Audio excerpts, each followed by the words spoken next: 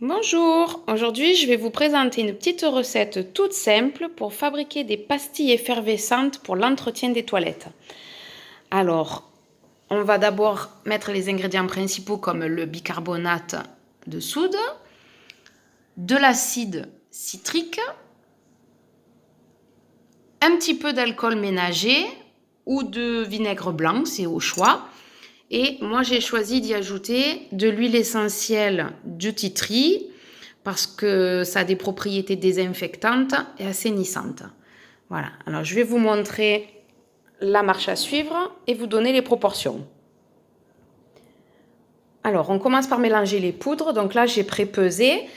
On prépare, je vous donne les proportions, 64 g de bicarbonate de soude pour 32 g d'acide citrique. Voilà, moi là j'ai doublé les doses pour faire l'équivalent de mes petits moules en forme de cœur. C'est ni plus ni moins qu'un moule silicone à glaçons, hein, tout simple.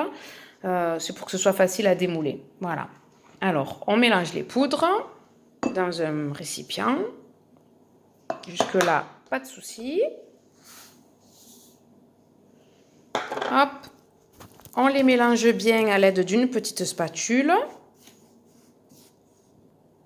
On ajoute quelques gouttes d'huile essentielle. Donc, comme je le disais au début, alors quelques gouttes, c'est 3 ou 4 pour les doses. Moi, j'ai doublé les doses, donc là, j'en ai mis 6 ou 7.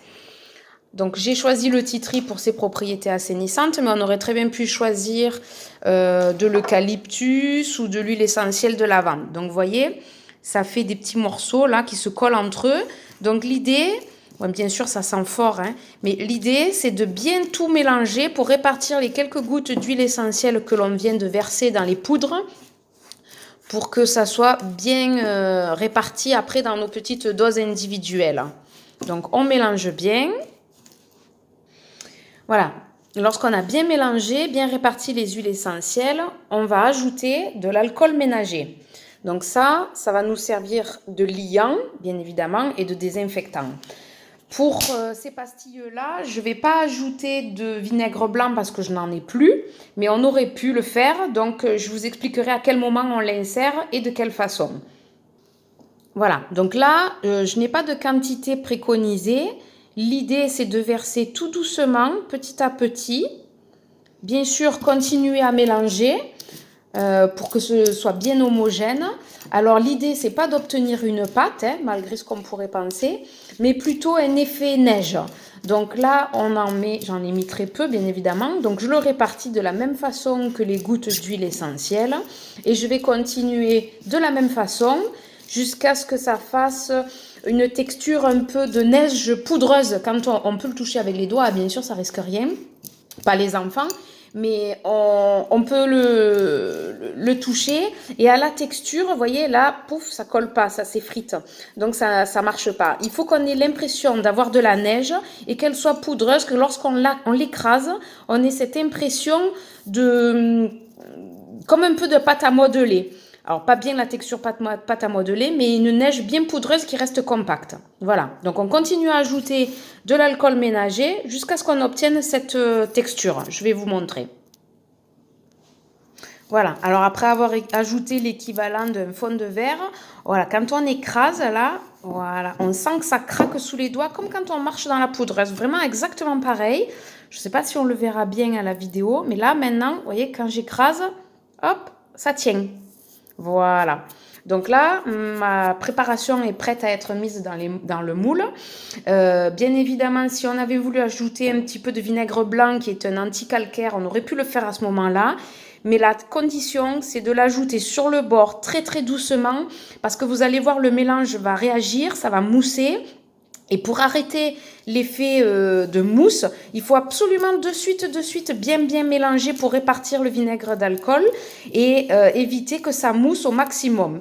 Alors, ensuite, on prend le moule en silicone et on va le remplir. Alors, pour la préparation que j'ai faite, pas de souci, on remplit les petites cases, on met le produit, on tasse bien, voilà. Hop. Et on laisse un peu de marge de manœuvre, hein. On ne remplit pas en bombée.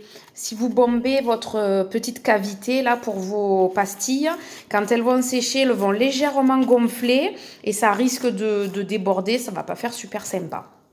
Voilà, donc on remplit comme ça.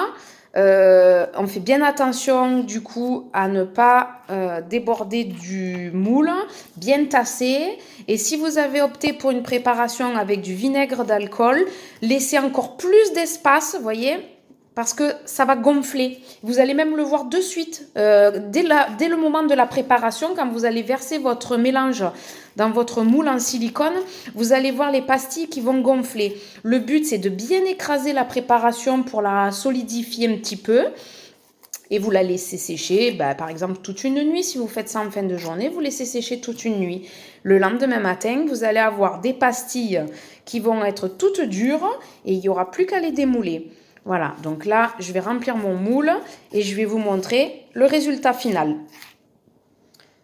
Voilà, là je viens de remplir mon moule en silicone, donc c'est encore bien frais, bien sûr, je ne vais pas trop y toucher, mais je vais vous montrer ce que ça donne une fois terminé.